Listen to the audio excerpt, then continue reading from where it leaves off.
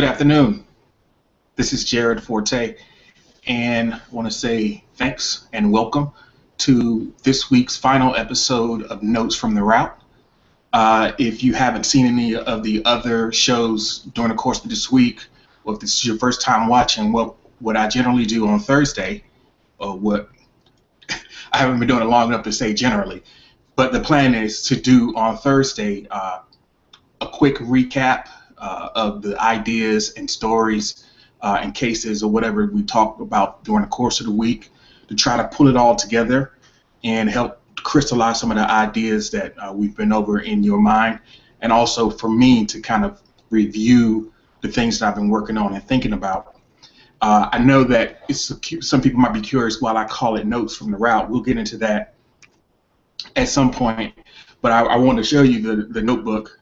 These are my notes, and these are what we talk about every day. You can see that it's good that I'm telling you this, because chances are if you were trying to read it yourself, you wouldn't be able to. Sometimes I can't.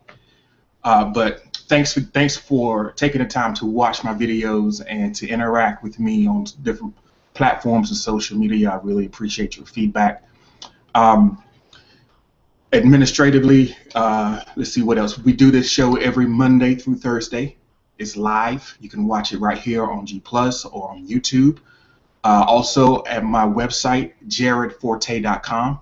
jaredforte.com. You can see right there under the on the little banner /live, and you can catch a live broadcast fed straight from my website every day, Monday through Thursday at noon Eastern time.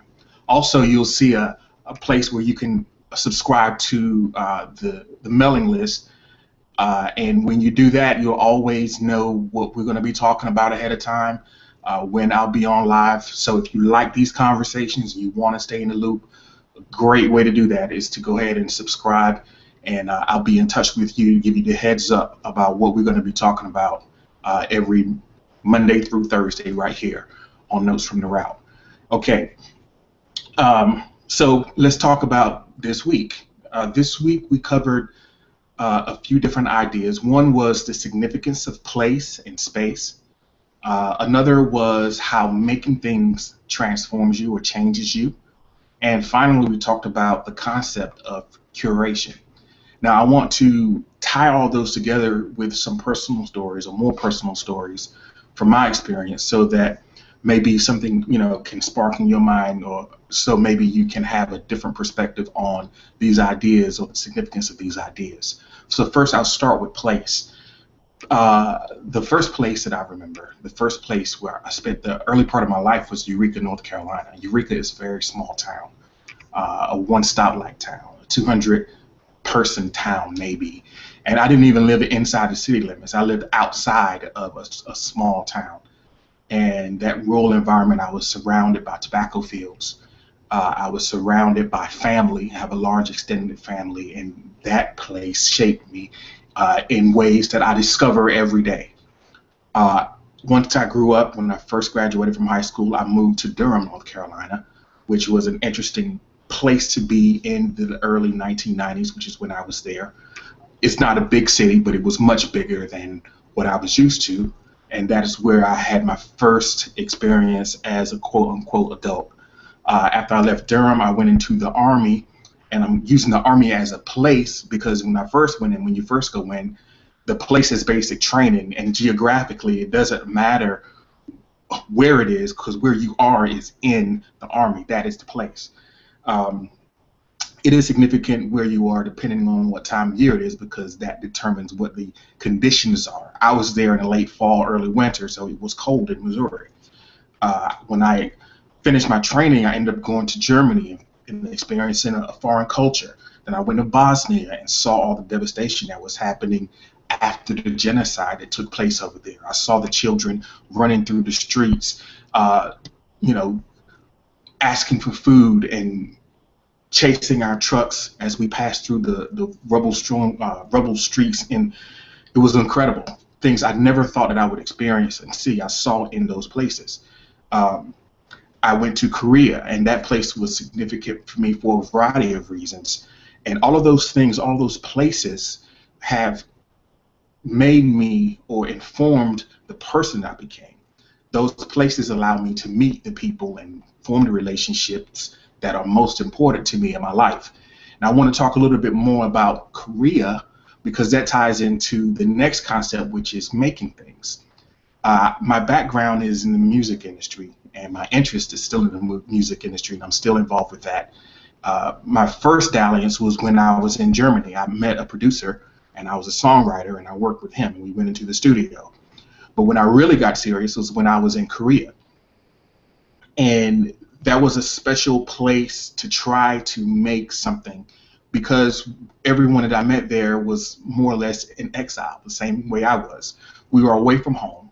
We were in a place where there were people who we were sharing a common experience, all of us being in the Army. And that common experience and that the fact that we were away from our familiar surroundings allowed us to connect in ways that maybe would not have happened in any other way.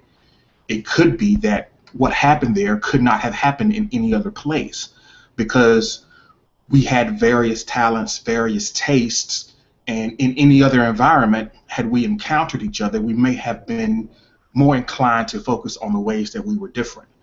But being in that place, in that environment, allowed us to see the ways that we were alike and see the ways that we could connect. And it allowed us to create something that perhaps couldn't have been created anywhere else. And the environment in that place, it's a special, unique environment in that part of the world that informed the things that we made. So the place changed me, going to the place, experiencing the place, but also the things that we made changed me. The fact that I was able to get over the fears and get over the insecurities that I had about my ability to create that I developed during my first foray into the music business.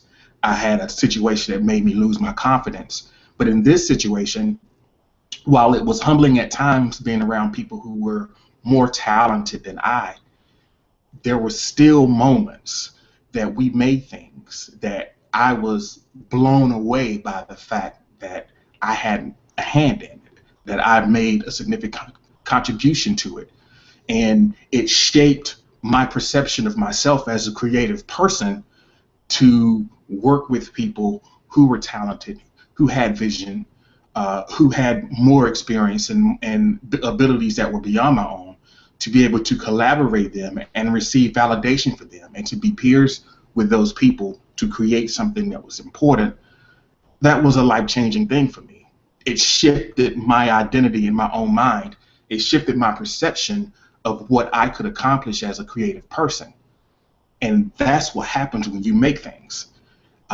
So that was the second episode this week, was the way that making things changes you, and the ability and the availability and the tools that are available to help more people come into that arena is something that none of us should take for granted. All of us should be looking for ways that we can make the most of the opportunities that are presented to us to make things and to share things in the world. And finally, the last subject that we talked about that on yesterday, if you watch it live. We talked about curating. And I talked about the difference between the way that the word or the term is used in the art and culture world as compared to the way that it's used online, particularly in social media. Now, the personal story that I have about curating and curation also ties back to the music business, and it also ties back to the place in Korea. The story I recounted in last week's episode was about the way that we launched a record label in 1998 by releasing mixtapes first to get the equipment to allow us to start the studio and start creating our own work. Now, the person who was responsible for that initiative was the club owner who was living over there. His name's Bobby. And the mixtapes were his way of taking the best of what was out there that people hadn't heard and putting it together and creating an experience. He was a DJ and a club owner. And a DJ is the perfect example, a good DJ is the perfect example of a curator. A good DJ creates an experience by selecting and combining sounds and songs and moods to create an atmosphere and experience. Now, I don't go to the clubs a lot anymore. I've kind of gone past that. But if you've ever been in a club or been in any environment where there was music and you've had a whack DJ who was randomly playing songs that didn't go together, that didn't have any type of flow from one song to the next, that didn't create an atmosphere, then it's not a pleasant place to be. It's not a pleasant place to vibe. Contrast that to a place where there's a DJ who understands the theme of the club, the crowd that's there, the mood that wants to be set, and they combine and collect songs to create the atmosphere and really to take you on a journey to create a memorable experience for you while you're out there in the club, or who create a collection for you to listen to create an environment for you to vibe out to while you're sitting in your room or while you're working. So DJs, good DJs, are master curators. They understand how to put things together and make selections to create an experience. And that's the essence of what curation is. It's a service for you to do that work.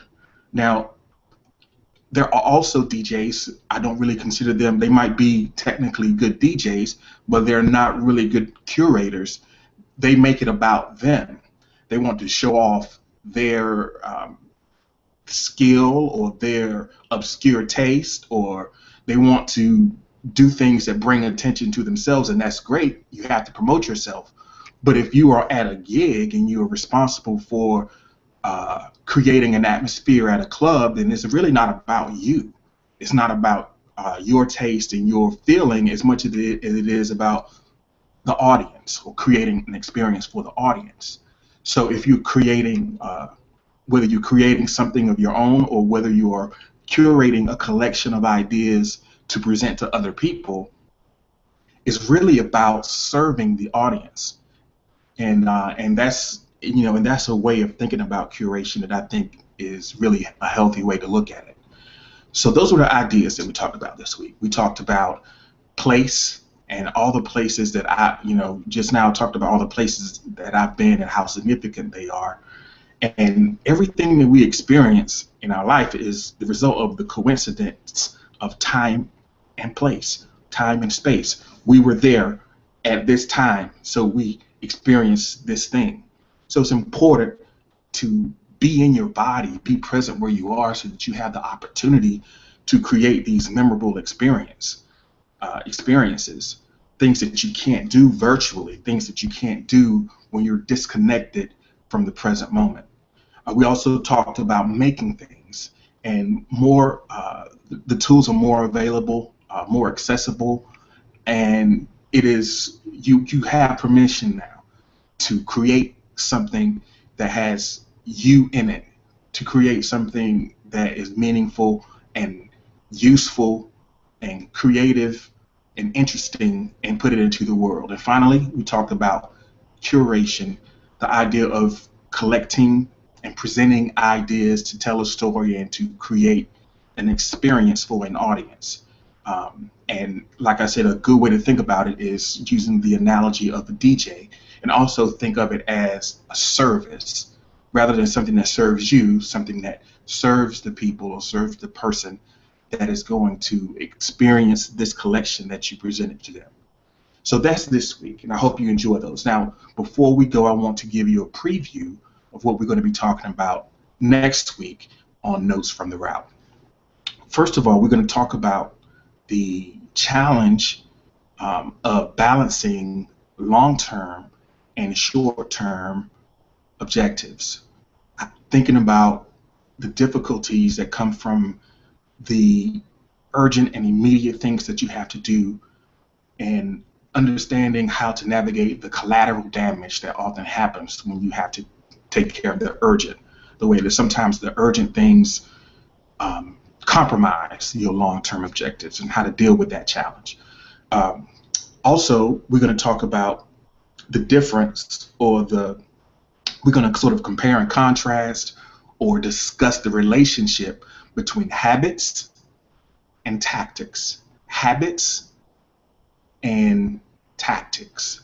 And I'm really looking forward to digging into those ideas. And finally, we're going to be talking about tools versus talent. Um, I think that's I had a conversation in a coffee shop last week with someone who says, oh, there's no talented musicians anymore. Oh, there's no good music out there anymore. And I find myself being a defender of new things.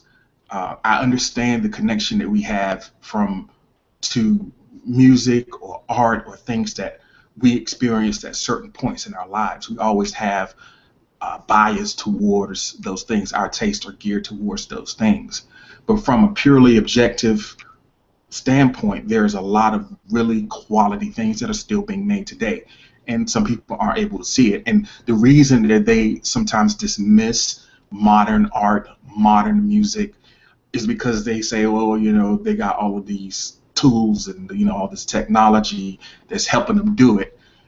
Back in my day, they had to do it this way. Now they just go in and push a button and it just happens automatically. You can put a website. You don't have to learn how to code to put up a website. You don't have to, all these things make everything so easy that it's had a negative impact on quality. So the people who are out there, maybe they don't have the talent that other people had in the past, or whatever the case may be. So this discussion of talent and tools is going to be the final discussion, new discussion this week. And then, of course, next Thursday, we'll do a recap and tell some stories. So that's been today's episode, this Thursday weekly recap of Notes from the Route. Again, thanks a lot for stopping by. Go to jaredforte.com. and you can see some of the back episodes. You can see some of the posts that I've written.